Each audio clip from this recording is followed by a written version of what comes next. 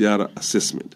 Mfumo huu wa tathmini ya mahitaji ya rasilimali watu ni msaada mkubwa, kwani unabainisha idadi ya watumishi walioko katika kila kituo cha kazi na upungufu au ziada iliyoko, ili kuwa na idadi ya watumishi sahihi katika sehemu sahihi za utekelezaji wa majukumu yao. Kupitia mfumo huu, taasisi za umma zimewezeshwa kuandaa mahitaji ya watumishi. Hadi kufikia Mei 2024, mfumo umechakata takwimu za mikoa yote 26 ya Tanzania na kuzifikia taasisi 534. Baada ya majumuisho ya taarifa za tathmini ya mahitaji ya watumishi kwa taasisi hizo, ilibainika kuwa watumishi waliopo ni 597,396 na mahitaji ni watumishi 1,136,767, na hivyo kuwa na upungufu wa watumishi 441,366 ambayo ni zaidi ya 73% ya watumishi waliopo. Eneo jingine ni kusimamia maadili ya utumishi wa umma. Katika kipindi cha kuanzia mwaka 2020 hadi mwezi Agosti mwaka 2024, ofisi imefanya uhamasishaji wa maadili ya utendaji katika utumishi wa umma kwa taasisi za umma 88 kwa ujumla ya watumishi 3,443 kutoka katika mikoa ya Mbeya, Mtwara, Mwanza, Arusha na Kilimanjaro. Mazoezi haya ni mwendelezo wa jitihada zilizochangia kukua kwa kiwango cha uadilifu kwa watumishi wa umma kama ilivyobainishwa kupitia utafiti uliofanywa na ofisi mwaka 2022 kuhusu hali ya uadilifu katika utumishi wa umma, ambapo utafiti ulibainisha kuwepo kwa ongezeko la 9.8% kutoka 66.1% mwaka 2014 hadi 75.9% mwaka 2022. Katika eneo hilo pia tumefanya kazi ya kupitia mifumo wa mrejesho. Ofisi imepokea mrejesho jumla ya hoja 146,204, ambapo hoja 142,222 zilishughulikiwa na hoja 1,313 zinaendelea kushughulikiwa kupitia idara na vitengo. Utaratibu huu umeleta mafanikio makubwa, ambapo uwajibikaji umeongezeka kwa sababu ya urahisi wa ufuatiliaji kupitia mfumo wa TEHAMA, na wananchi wameongeza imani yao kwa serikali kutokana na namna wanavyohudumiwa na kupata mrejesho kwa njia rafiki zinazowapunguzia gharama za usafiri kwa ajili ya ufuatiliaji. Katika eneo hili pia, kipengele kingine ni kwamba ofisi imeendelea kushirikisha taasisi simamizi za maadili kwa kuzijengea uwezo kamati za uadilifu kupitia mkakati wa taifa dhidi ya rushwa na mpango wa utekelezaji wa awamu ya 3 na sasa awamu ya 4, ambapo katika kipindi cha kuanzia mwaka 2020 hadi mwezi Agosti mwaka 2024 ofisi imezijengea uwezo kamati za uadilifu 59 zenye jumla ya watumishi 700 kwa njia ya mafunzo ya maadili ya utendaji katika utumishi wa umma, ikiwa ni sehemu ya kuimarisha nidhamu, utendaji kazi na uwajibikaji. Ushirikiano huo umechangia mafanikio ya nchi kudhibiti vitendo vya rushwa.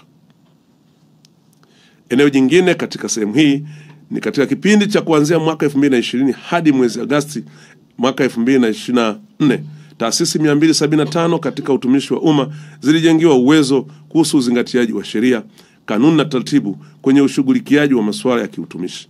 Aidha, taasisi 543 zilikaguliwa kwa lengo la kuangalia uzingatiaji wa sheria, kanuni na taratibu zinazosimamia masuala ya kiutumishi. Na mwisho katika sehemu hii ni kukamilika kwa ujenzi wa mfumo wa kielektroniki wa kushughulikia rufaa na ukaguzi kwa kuzingatia sheria. Eneo jingine ni usimamizi. Sasa niingie katika eneo jingine ambao ni usimamizi wa masuala maslahi na stahiki za watumishi wa umma. Ndugu wanahabari na ndugu wa Tanzania, katika eneo hili Rais Mheshimiwa Dr. Samia Suluhu Hassan ameangalia maslahi ya watumishi wa umma kwa jicho la pekee kwa kufanya yafuatayo. Moja ni kupunguza kodi ya mapato yani PAYE kutoka 9% hadi 8% na kuongeza kima cha chini cha mshahara kinachopaswa kukatwa kodi kutoka shilingi 170,000 hadi shilingi 270,000. Kwa kufanya hivyo, serikali ilisamehe takriban bilioni 14.74 kutoka watumishi wa umma. 2. Kufanya maboresho katika umri wa watoto wategemezi wa wanachama wa NHIF kwa kuongeza umri wa watoto tegemezi wa wanachama wa mfuko huo kutoka miaka 18 hadi miaka 21, ambapo watoto 65,353 wamenufaika na jumla ya shilingi bilioni 3,702,636,040 zimetumika kugharimia matibabu yao. 3. Kufuta tozo retention fee ya 6% iliyokuwa ikitozwa kutoka mishahara ya watumishi wa umma walionufaika na mikopo ya elimu ya juu. Kwa kufuta tozo hiyo, jumla ya shilingi trilioni 1.1 zilibaki kwa watumishi husika. 4. Ni kuongeza viwango vya posho za kujikimu kwa safari za kikazi ndani ya nchi kupitia waraka wa utumishi wa serikali namba 1 wa mwaka 2022 na posho za kazi za masaa ya ziada kwa waraka wa utumishi wa umma namba 2 wa mwaka 2022. Aidha, kwa kuzingatia uwezo wa kibajeti na hali ya ukuaji wa uchumi, serikali iliongeza mshahara wa kima cha chini kwa 23.3. Vile vile serikali imetoa nyongeza ya mwaka ya mshahara yani annual increment kwa mwaka 2023-24 na 24-25 na imekuwa ikitolewa kila mwezi kuzingatia tarehe ya mwisho ya mtumishi kupandishwa cheo. Sehemu ya 5 katika eneo hili, Mheshimiwa Rais aliridhia kulipa malimbikizo ya mishahara ambapo hadi kufikia tarehe 30 Agosti mwaka 2024 madai ya malimbikizo ya mishahara ya watumishi 130,463 yenye jumla ya shilingi bilioni 226,558,818 na senti 18 yalipokelewa na kushughulikiwa. Aidha, katika kipindi hicho madai ya malimbikizo ya mishahara ya watumishi wastaafu 9,651 kutoka kwa waajiri yenye jumla ya shilingi bilioni 32,664,781,238 yamepokelewa na kushughulikiwa. Katika sehemu hii pia Mheshimiwa Rais aliridhia upandishaji wa vyeo na kubadilisha kada ambapo hadi kufikia tarehe 30 Agosti mwaka 2024 jumla ya watumishi wa umma 429,458 wamepandishwa vyeo na 39,600 wamebadilishwa kada. 2,693 wamepata nafasi za uteuzi. 141,574 wamesafishiwa taarifa zao za kiutumishi. 9,399 wamebadilishiwa vyeo. 1,941 wamerekebishiwa majina. 8,424 wamefanyiwa mabadiliko ya mishahara binafsi. 2,022 wamerejeshwa kwenye utumishi wa umma. 102,154 wameajiriwa katika na taasisi mbalimbali za umma. Aidha, katika kipindi hicho jumla ya nafasi za ajira 149,000 zimetolewa na jumla ya vibali vya ajira mbadala 39,934 vimetolewa ili kujaza nafasi zilizobaki wazi kwa sababu mbalimbali. Eneo jingine katika sehemu hii ni kwamba kuundwa kwa mfumo wa huduma mtandao kwa watumishi yani watumishi poto unaowawezesha watumishi wa umma kupata huduma mbalimbali za kiutumishi moja kwa moja bila kulazimika kwenda kwenye ofisi za waajiri wao. Eneo jingine la mafanikio ni ajira mpya. Ndugu wanahabari, katika kupambana na upungufu wa ajira, serikali kupitia sekretarieti ya ajira katika utumishi wa umma ilifanikisha mchakato wa ajira na kuwapangia vituo vya kazi jumla ya waombaji kazi 55,162. Aidha, waombaji kazi waliopangiwa vituo vya kazi waliongezeka kutoka 7,659 mwaka 2020 hadi kufikia 20,158 mwaka 2024, sawa na ongezeko la asilimia 163.19 kama inavyoonyeshwa katika idadi ya hesabu nilizoisema. Kwa hiyo kwa ujumla kwa miaka kutoka 2020 hadi 2024 tumeajiri watumishi 55,162.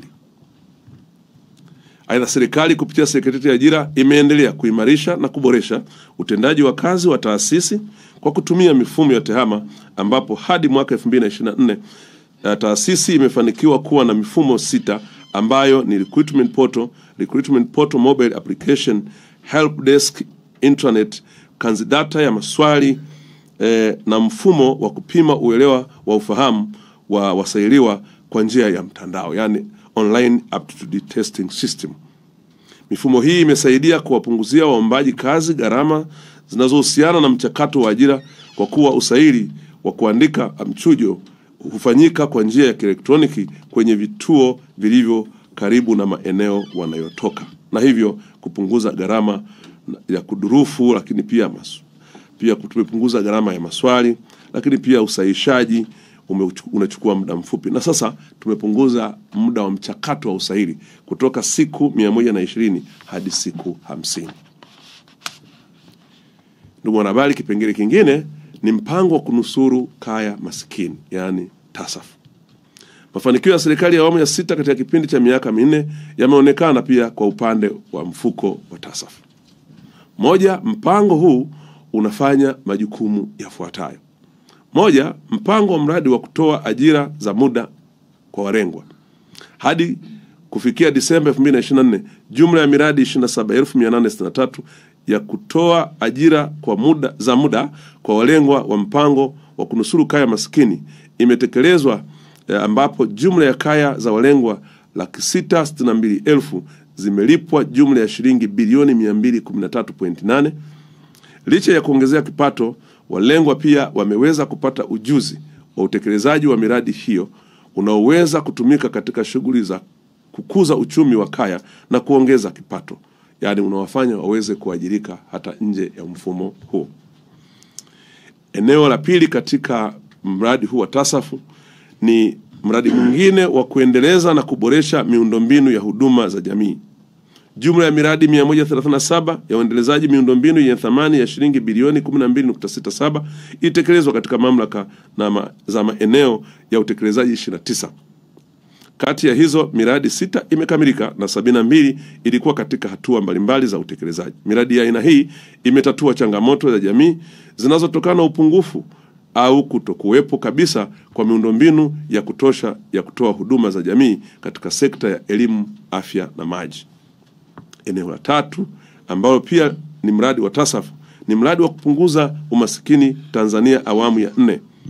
Hadi kufikia mwezi Disemba mwaka 2024, jumla ya miradi ya jamii 1518 yenye thamani ya shilingi bilioni 81.8 imetekelezwa, ambapo miradi 659 imekamilika na inatumika kutoa huduma na miradi 859 ipo katika hatua mbalimbali za utekelezaji.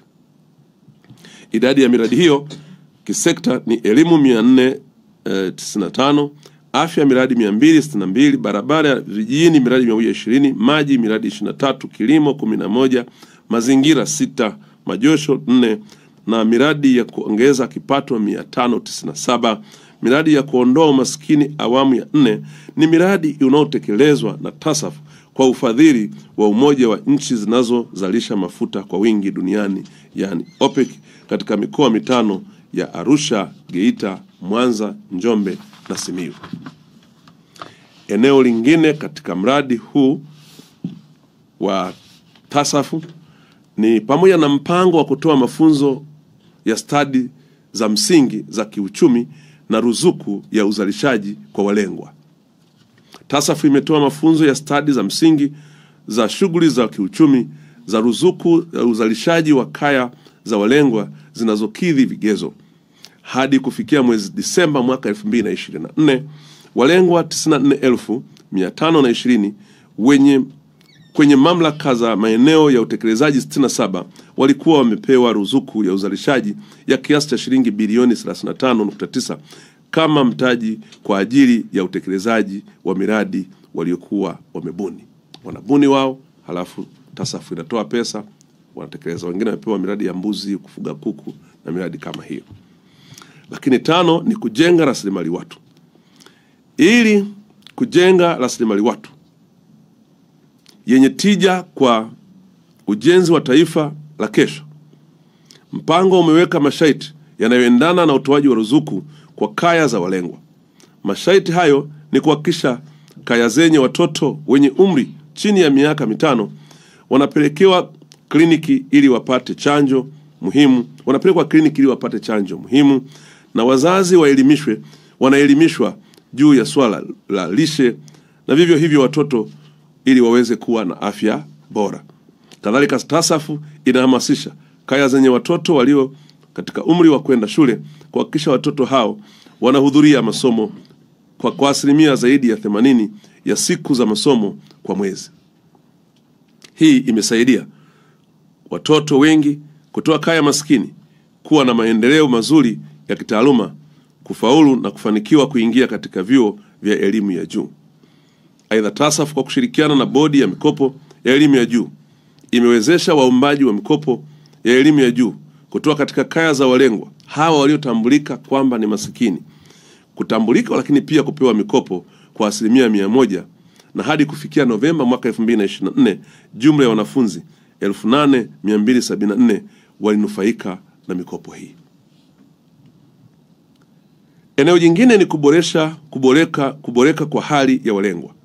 Katika kutekeleza afua mbalimbali za TASAF imefanikiwa kuhitimisha kaya za walengwa takriban 400,000 ambazo zimebadilika kutoka kwenye hali duni kabisa na kuwa na maisha yenye unafuu kwa karibu kipindi cha miaka 10 ambayo TASAF imekuwa ikiwasaidia. Na kwa kufanya hivyo, kaya hizi 400,000 rasmi zimeondolewa, kwa neno maarufu nasema zimegraduate. Kwa hiyo zimetoka kwenye hali ya dimbwi la umaskini. Eneo jingine ni mapambano dhidi ya rushwa. Haya ni eneo lingine. Ndugu wanahabari, kutokana na juhudi za serikali ya awamu ya 6, mapambano dhidi ya rushwa yameendelea kuimarika hapa nchini. Hali hii inadhihirishwa na utafiti uliofanywa na taasisi ya Transparency International kwa mwaka 2024 na kutolewa kwa umma Februari 11 mwaka 2025, ambapo inaonyesha kuwa Tanzania imeendelea kufanya vizuri kwa kupata alama 41 na kushika nafasi ya 82 kati ya nchi 180, ikiwa imepanda kwa nafasi 5 ikilinganishwa na alama 40 kwa mwaka 2023 na kushika nafasi ya 87. Nchi yetu imeendelea kushika nafasi ya 2 katika ukanda wa Afrika Mashariki katika kiashiria hicho cha Corruption Perception Index. Ndugu wanahabari, katika hatua ya makusudi ya kuimarisha mapambano dhidi ya rushwa, sheria ya kuzuia na kupambana na rushwa sura ya 329 ilifanyiwa mapitio na kuboreshwa. Maboresho hayo yameongeza wigo wa kisheria wa taasisi kuzuia na kupambana na rushwa, kushughulikia rushwa katika michezo ya kubahatisha na kwenye chaguzi za kisiasa. Mabadiliko haya ni hatua kubwa kwa nchi yetu na haina budi wa Tanzania tujivunie na kujipongeza, kwa sababu sio kila nchi inayojinasibu kwa mapambano dhidi ya rushwa duniani imechukua hatua kama hii ya kuongeza wigo wa mapambano dhidi ya rushwa ili iendane na mazingira ya kiuchumi, kijamii na kiteknolojia kwa wakati huu wa sasa. Serikali pia imeimarisha uwezo wa kiutendaji wa TAKUKURU kwa kuiwezesha rasilimali watu, rasilimali fedha, vitendea kazi pamoja na mafunzo ya weledi kwa watumishi. Kati ya mwaka 2022 na 2024 serikali iliipatia TAKUKURU vibali vya ajira 1190 na kugharimia mafunzo ya weledi ya kimuundo kwa watumishi. Aidha, serikali imeiwezesha TAKUKURU fedha kwa ajili ya ujenzi wa majengo ya ofisi katika mikoa na wilaya mbalimbali nchini. Ndugu wanahabari, uimarishaji wa TAKUKURU umeifanya kutekeleza majukumu yake kwa ufanisi hivyo kuimarisha mapambano dhidi ya rushwa nchini. Mathalan, katika kipindi cha miaka 4 kutokana na uwezeshaji uliofanywa na serikali kupitia operesheni mbalimbali za uchunguzi wa tuhuma za rushwa pamoja na ufuatiliaji wa miradi ya maendeleo, TAKUKURU imefanikiwa kudhibiti na kuokoa kiasi cha fedha shilingi bilioni 205.07 ambazo zilirejeshwa serikalini na kutumika kwa ajili ya shughuli zingine za maendeleo. Ndugu wanahabari, ili kuongeza ushiriki wa wadau katika kuzuia vitendo vya rushwa, programu ya TAKUKURU Rafiki ilizinduliwa tarehe 20 mwezi Desemba. Programu hii imelenga kushirikisha wadau kutatua kero katika utoaji wa huduma kwa umma na utekelezaji wa miradi ya maendeleo, ambapo zikiachwa bila kutatuliwa zinaweza kusababisha kutokea kwa vitendo vya rushwa. Utekelezaji wa programu hii umekuwa wenye mafanikio makubwa, ambapo kero nyingi zilizoibuliwa zimetatuliwa na hivyo kuzuia vitendo vya rushwa na kuboresha huduma zinazotolewa kwa umma. Kupitia programu hii, jumla ya kero 22,482 ziliibuliwa, ambapo kati ya kero hizo kero 15,104 zimepatiwa ufumbuzi katika sekta mbalimbali, ikiwemo sekta ya afya, elimu, maji, nishati, mawasiliano, maendeleo ya jamii, mazingira, ujenzi. Ni sekta zote ambazo wananchi wanapata huduma. Taarifa TAKUKURU Rafiki, unapiga simu, wanapokea, wanafuatilia hiyo kero. Hata kama uko hospitalini, uko kwenye bili za maji, uko TANESCO, uko TRA, TAKUKURU inafikika, na ukipiga simu wanakuja eneo husika kwa siri. Eneo jingine la mafanikio ni kuhusiana na serikali mtandao. Ndugu wanahabari, awamu ya 6 ya uongozi wa Mheshimiwa Dr. Samia Suluhu Hassan imeweka mwelekeo makususi kuhusu matumizi ya TEHAMA, sheria, viwango na miongozo ya serikali mtandao, pamoja na mkakati madhubuti inayosimamiwa na mamlaka ya serikali mtandao, yani IGA.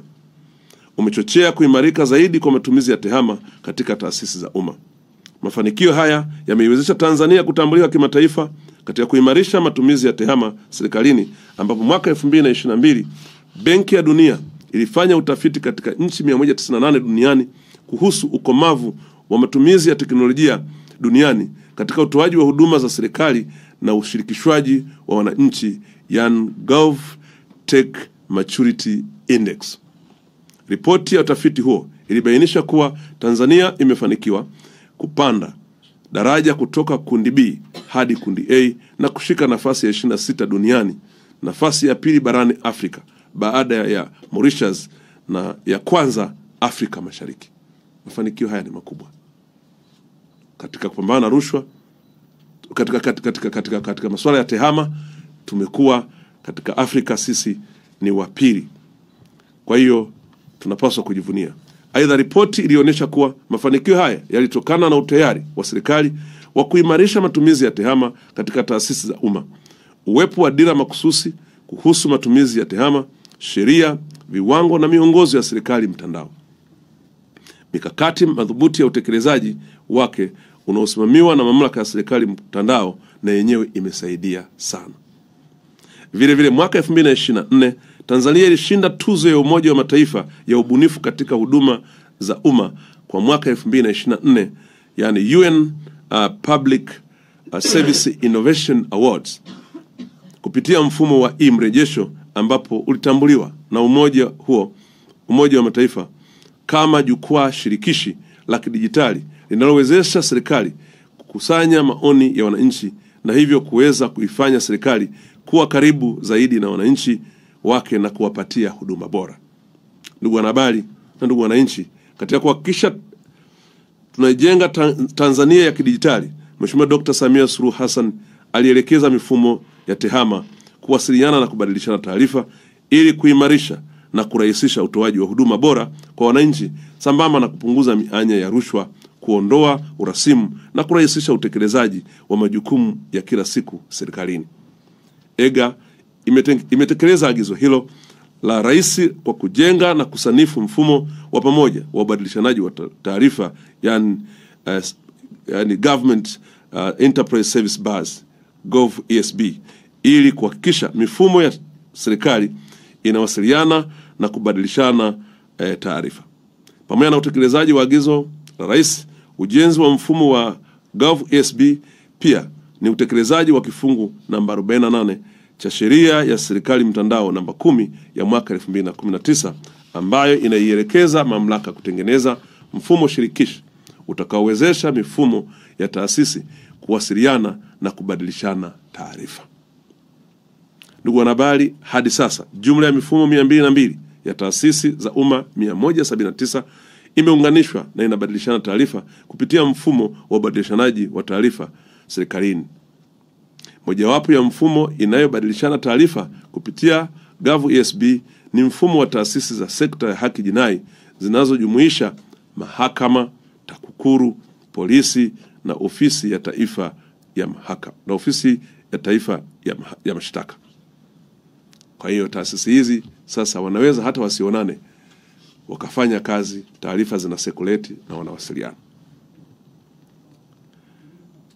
Eneo jingine katika sehemu hii ni kuimarika kwa kada la mafanikio, ni kuimarika kwa kada ya uongozi kwa ajili ya maendeleo endelevu. Ndugu wanahabari, katika kipindi cha mwaka 2021-2024 taasisi ya uongozi imeandaa na kutoa mafunzo kwa zaidi ya viongozi 13,200 barani Afrika. Mwelewe kwamba taasisi hii ni ya kimataifa. Uongozi Institute ni taasisi ya kimataifa. Kupitia mafunzo haya, viongozi wameweza kuimarisha mahusiano kati yao na watendaji wengine, lakini pia imeongeza uwezo wa timu kufanya kazi kwa pamoja na ufanisi, lakini pia imeongeza uelewa wa kuchambua changamoto kwa kina na kuzitafutia ufumbuzi. Vile vile mafunzo haya yamewezesha viongozi kuboresha usimamizi wa rasilimali za serikali na rasilimali watu. Aidha, pamoja na programu mbalimbali zinazotekelezwa na taasisi ya uongozi kwa kushirikiana na chuo cha Aalto cha kutoka Finland cha Aalto, mwaka 2022 wamefanya programu ya uongozi kwa wanawake iliyozinduliwa na inayohusisha wataalamu waandamizi wa masuala ya uongozi katika sehemu mbalimbali duniani. Ndugu wanahabari, kabla ya sijahitimisha taarifa hii ya mafanikio, napenda kuchukua fursa hii kumpongeza sana Mheshimiwa Rais wetu Dr. Samia Suluhu Hassan kwa kutoa dira na maelekezo ambayo yametekelezwa kwa ufanisi na kuleta mageuzi makubwa katika utumishi wa umma hapa nchini. Naomba nichukue nafasi hii kuwasihi Watanzania wenzangu wote, kwa umoja wetu tumuunge mkono Mheshimiwa Rais kwa mwelekeo wake na kazi zake, kwa sababu kauli mbiu ya kazi iendelee inalipa taifa letu mafanikio makubwa ukilinganisha na muda ambao rais wetu amekaa katika nafasi hii.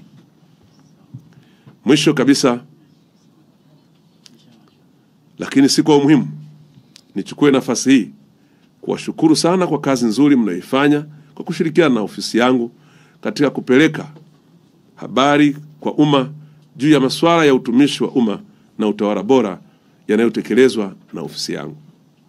Ndugu wanahabari, binafsi niwahakikishie kuwa ofisi ninayoisimamia itaendelea kushirikiana nanyi ili umma wa Tanzania upate habari sahihi kuhusu utekelezaji wa majukumu ya ofisi yangu, ili wananchi wanufaike na huduma zinazotolewa katika taasisi zote za umma na serikali kwa ujumla. Asanteni sana kwa kunisikiliza. Asante sana Mheshimiwa Waziri. Na sasa baada ya wanahabari kusikiliza kwa makini, umefika sasa muda wa maswali, na kuomba Mheshimiwa Waziri ubaki hapo hapo ili tuweze kupokea maswali machache kutoka kwa waandishi wa habari kama yapo, na kisha uyajibu.